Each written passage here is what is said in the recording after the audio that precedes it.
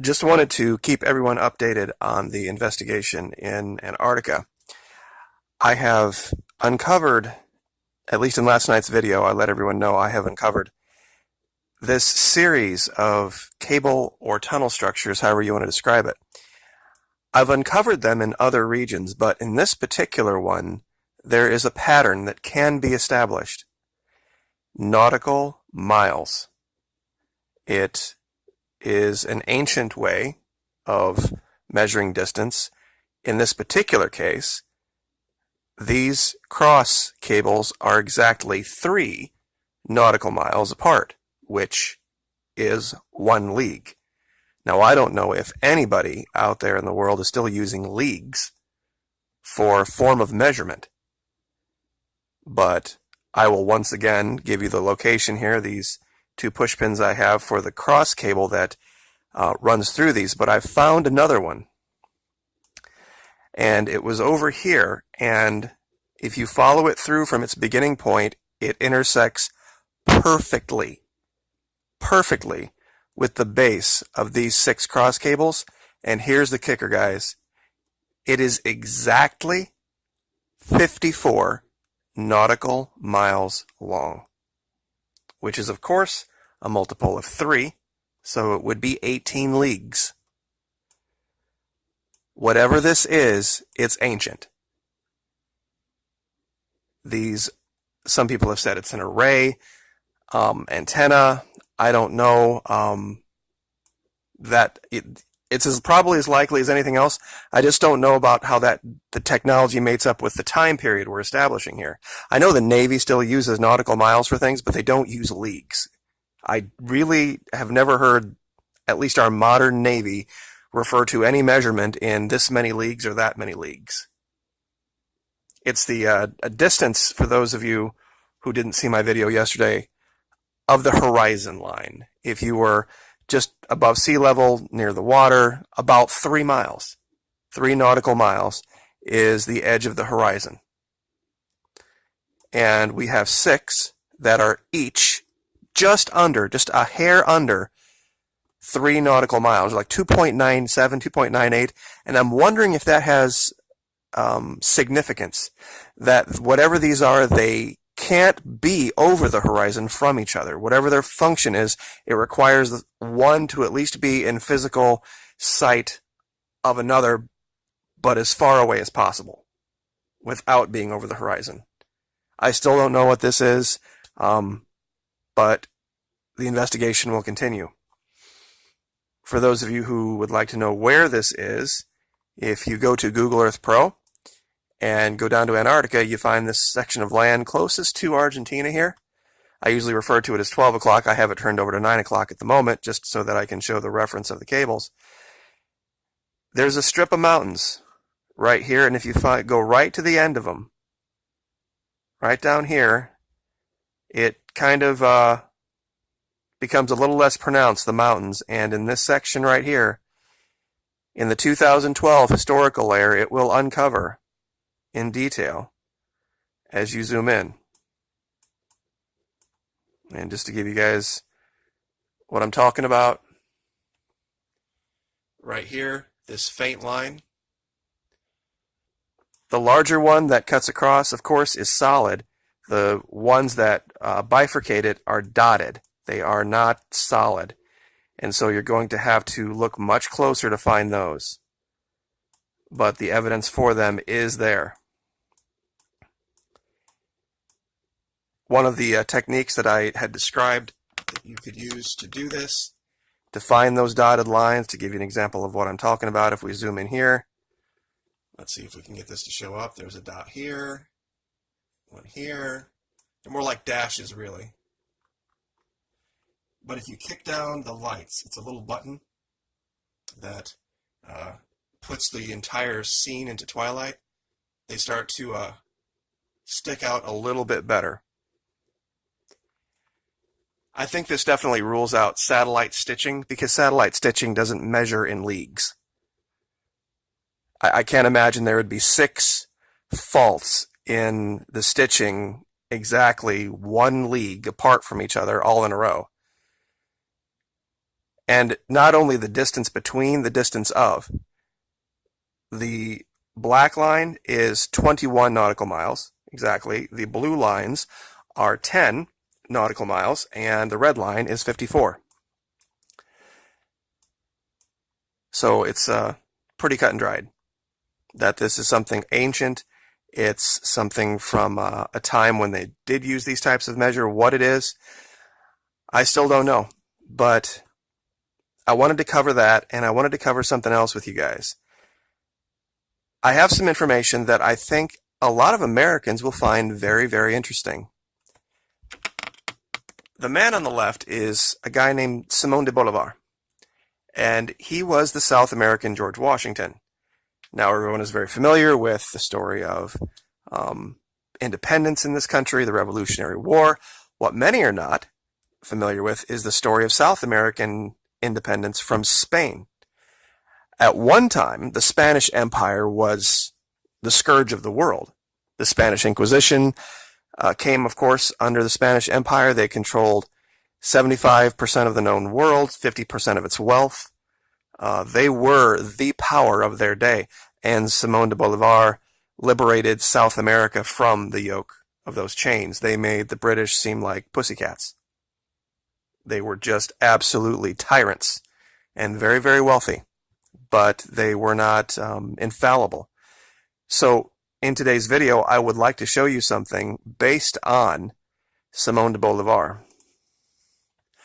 This is the Constitution of the Republic of Venezuela, the Bolivarian Republic of Venezuela. I have gone through this ahead of time, and I have outlined some of the more important things that I think would surprise you, in fact, possibly stun you, about the Constitution that was adopted when Hugo Chavez took power in 1999. That's how new this is. There's going to be things in here that you're just not going to believe, but I will, of course, link it so that you can read it for yourself. Article 1, the Bolivarian Republic of Venezuela is irrevocably free and independent, basing its moral property and values of freedom, equality, justice, and international peace on the doctrine of Simón Bolívar the Liberator. Unrenounceable rights, independence, liberty, sovereignty, immunity, territorial integrity, and national self-determination. Respect for the dignity of the individual. The Bolivarian Republic of Venezuela is a decentralized federal state on the terms set forth in this Constitution. Sovereignty resides untransferable in the people. Article 5. Article 12. Now this is important. I need you to pay attention here because this applies to that whole bullshit with ConocoPhillips and these big oil companies. Article 13 of the Constitution, which was signed and ratified, 75% of the country voted for it. 75% of the country voted for this. Can you imagine our country, 75% of the people doing anything? The territory shall never be assigned, transferred, leased, or in any manner whatsoever conveyed, even temporarily or partially, to foreign states or other international law subjects. When those pieces of paper were signed by those corrupt jackasses at PDVSA, assigning leasing and pumping rights, it was a violation of their Constitution. And here, where I have, it says national sovereignty shall remain intact. The only exception is for consular headquarters, for diplomats. But they have a law that says if we grant you this 2-acre plot to build a building for your consular offices, you will grant us 2 acres of sovereign nation within your borders as well. There has to be equal reciprocity. There shall be no conveyance of title to vacant land existing within the federal dependencies on an island, rivers, lakes, and the right to use the same shall be granted only in a manner that does not involve directly or indirectly the transfer of title of the land. Meaning basically what they're saying here is everything that is in Venezuela, under Venezuela, and on Venezuela, or in their territorial waters belongs to the people of Venezuela, and no business, no individual, no one person shall make any kind of provision that enriches themselves with it. which is a good idea. No titles of nobility or heredity distinction shall be recognized. No retroactive legislation. This gets into law. The state is obliged to investigate crime. The state is obliged to protect victims of ordinary crime. This is about nationality. Venezuelans by birth can't be deprived of it. The right to life is inviolable. No law shall provide for the death penalty. And this, I tell you what, you guys are going to love this. Wait till I read this for you. Any person under arrest has the right to communicate immediately with members of his or her family, an attorney, or any other person in whom he or she reposes trust, and such persons in turn have the right to be informed where the detainee is being held, to be notified immediately of the reasons for the arrest, and to have a written record inserted into the case file concerning the physical or mental condition of the detainee, either by himself or herself, or with the aid of specialists. The competent authorities shall keep a public record of every arrest made, including the identity of the person arrested, the place, time, circumstances, and the officers who made the arrest. The penalty, any penalty that requires you to deprive someone of life cannot be more than 30 years. No one can ever get more than 30 years in prison for anything. It would be a violation of their constitution if they did. No life in prison. Any authority, imagine this, guys, imagine this in America. Any authority taking measures involving the deprivation of liberty must identify himself or herself. That means even being detained, a police officer would have to say, "Hi, I am Joe Smith from blah, blah, blah, blah, blah." No person shall remain under arrest after a release order has been issued. No cruel or inhuman treatment. Constitutional right to inherent dignity. This is about experimentation. This is a constitutional provision here stating that any public official who abuses his position shall be constitutionally punished. A person's home and any private premise are inviolable. This is Venezuela. A person's home and any private premise is inviolable. They may not be forcibly entered except by court order to prevent the commission of a crime or carry out any decisions handed by the courts. Basically, what's supposed to go on here, but doesn't.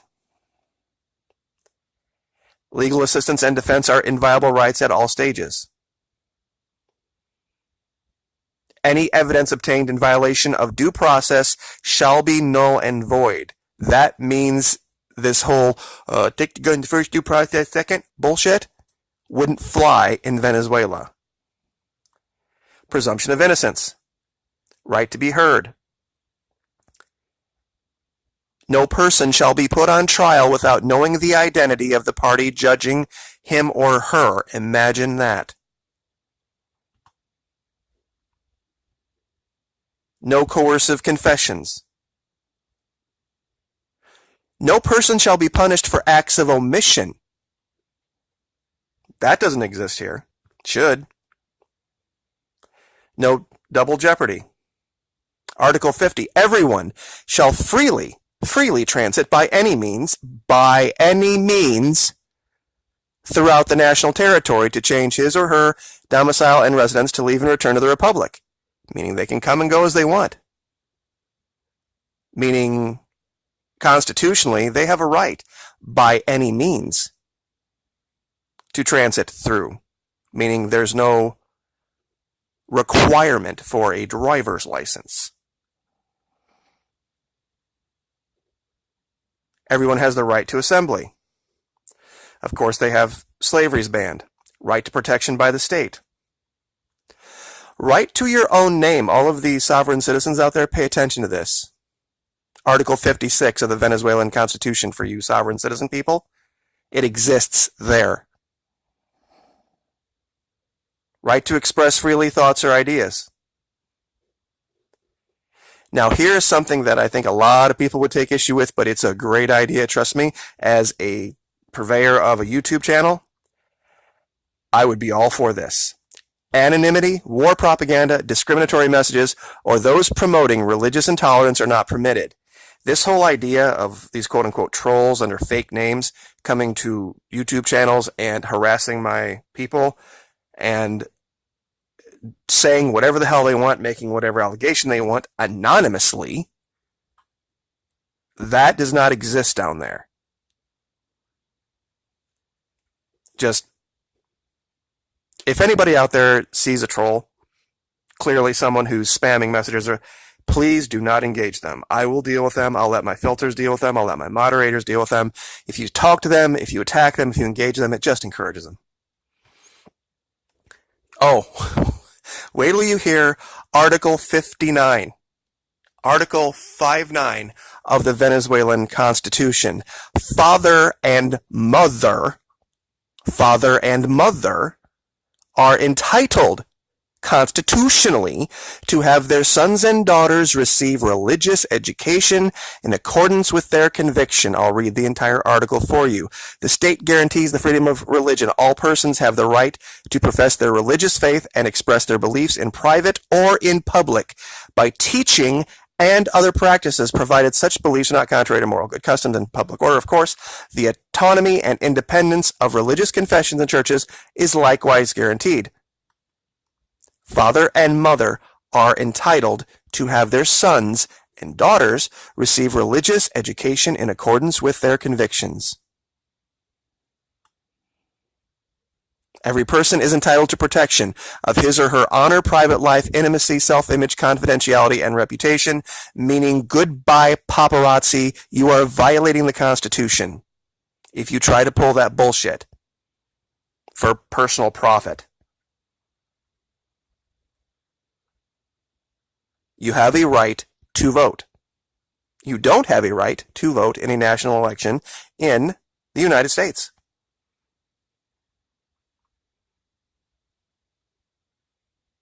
Extradition of Venezuelans is prohibited. The use of firearms and toxic substances, wait till you listen to this, the use of firearms and toxic substances to control peaceful demonstrations by the authorities is prohibited.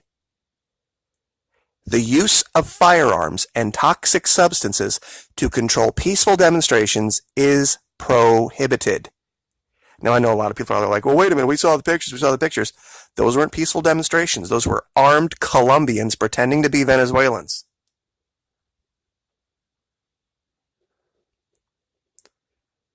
Now, this is Chapter 5, Social and Family Rights. Guys, this is where America would lose its mind.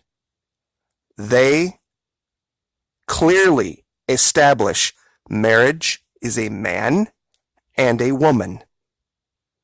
Procreation is done by a man and a woman, and they enjoy rights under marriage and are to be protected by the state.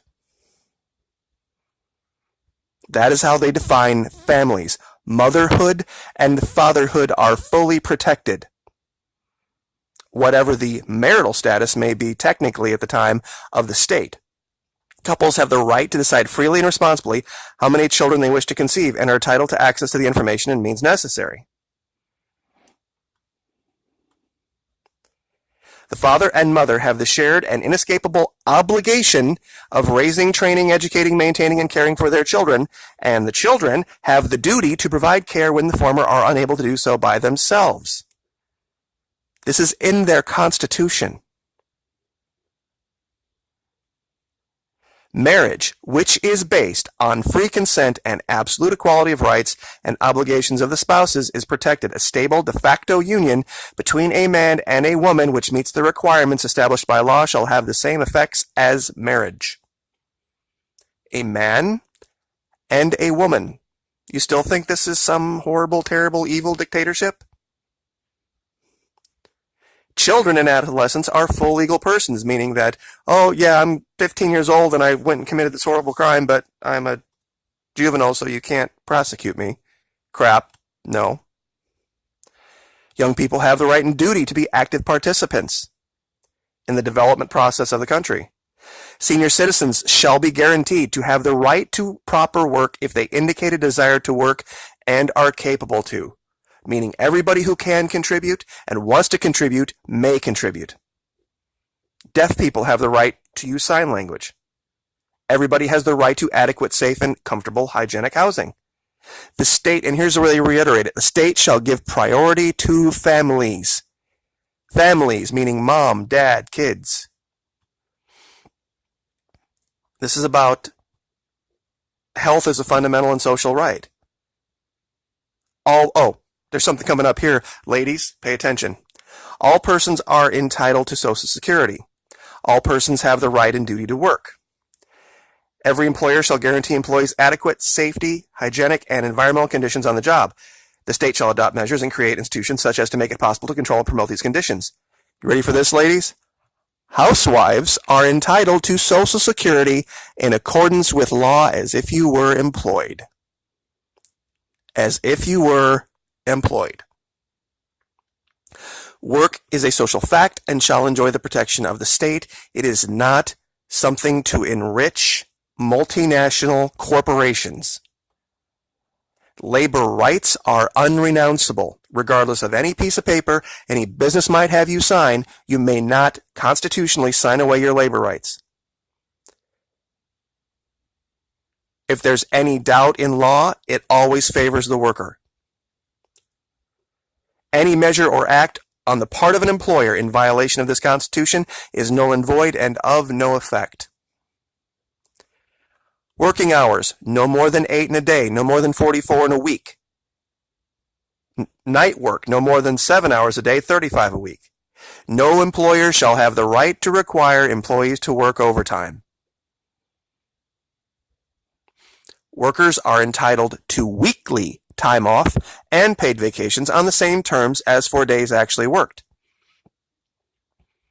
Every worker has the right to a salary sufficient to enable him or her to live with dignity and cover basic material, social, intellectual needs for himself, her, and his family. Once again, there they are, the family. They go through the entire Constitution. They talk about a man and a woman and children and a family, the nuclear family. All workers have the right to benefits to compensate them for length of service and protect them in the event of a dismissal. Salary and benefits are labor obligations due and payable immediately upon accrual. Any delay in payment of the same shall bear interest. Can you imagine the corporatists in this country with that? Stable employment shall be guaranteed by law. Right to unionize, and right to not join a union if you don't want to. Right to strike. Cultural values. Education is a right. Education is a right. Oh, and people in charge of education, you know what one of the qualifications is? Persons of recognized good moral character and proven academic qualifications second. The state shall recognize the autonomy of universities. They're not going to make them teach something. They promote athletics. All persons may devote themselves freely to the economic activity of their choice. Monopolies are not permitted. Economic crime, speculation, hoarding, usury, the formation of cartels, and other related offenses shall be punished severely in accordance with law. Those of you who know why I said usury 3 times can probably read in between the lines. The right of property is guaranteed. Every person has the right to the use, enjoyment, and disposal of his or her goods.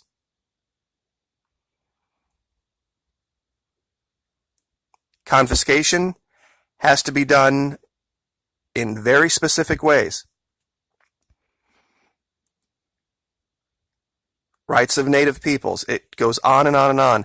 There's things in here that I know most people are already like, wow. The term quote-unquote people in this Constitution shall in no way be interpreted with the implication it is imputed in international law. And I know you guys know what that means. The genome Environmental rights. The genome of a living being shall not be patentable. Goodbye GMOs. Unconstitutional in Venezuela. GMOs. The right to live in pollution-free areas.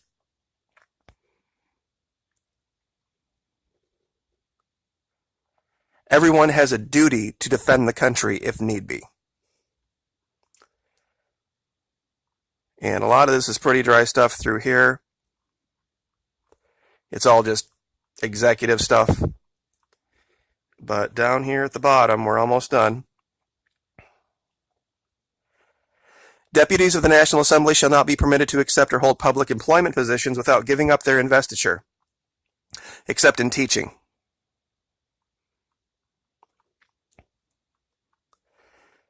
And let's see, what's this?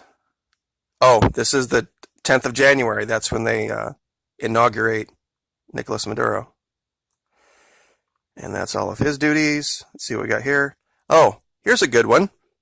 Judges are personally liable on such terms as may be determined by law for unjustified omissions, delay, or errors, for substantial failure to observe the rules of procedure, for denial of justice, for partiality, and for the criminal offense of bribery and prevarication in office. Judges shall not be permitted to form associations among themselves. Can you imagine these rules in this country?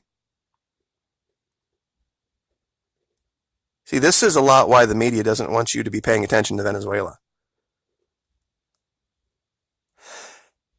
In all cases, Article 272, talking about their penal system, in all cases, punishment formulas without restriction of freedom shall be applied with preference to measures that restrict freedom, meaning it's a constitutional principle that they do everything to keep people out of jail.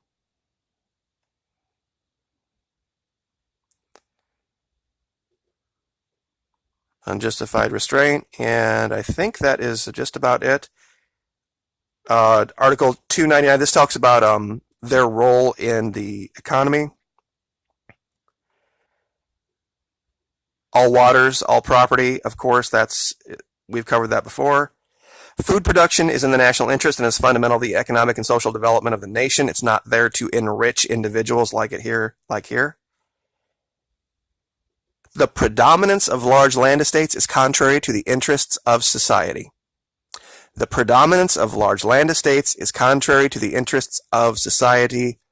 Plantations, or big land speculators that buy up a whole bunch of land that could be being used for farming or be productive or be a blessing to the country, that they're just sitting on hoping the value of land's going to go up so they can turn a profit.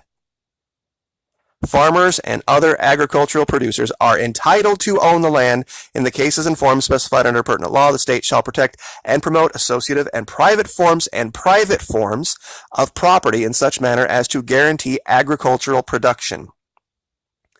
Training, technical assistance, and appropriate, let me see if I can speak English. Training, technical assistance, and appropriate financing to that end shall be guaranteed.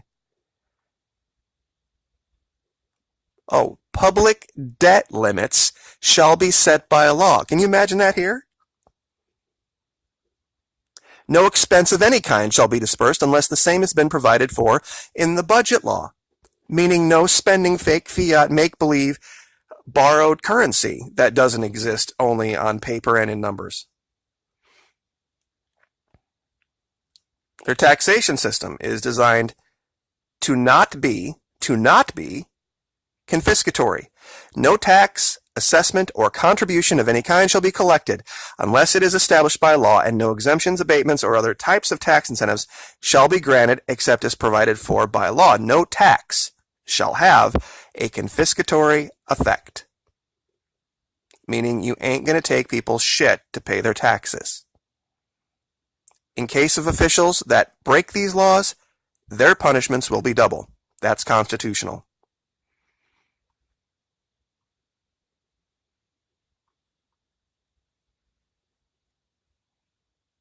And I think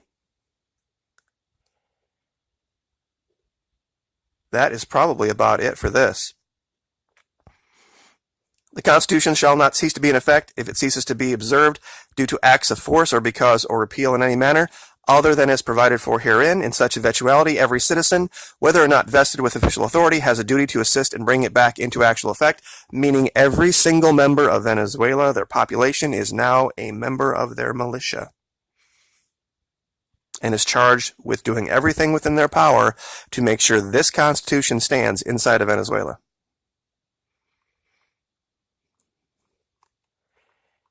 And I think the last thing I wanted to cover here was the people of Venezuela, true to their republican tradition and their struggle for independence, peace, and freedom, shall disown any regime, legislation, or authority that violates democratic values, principles, and guarantees, or encroaches upon human rights.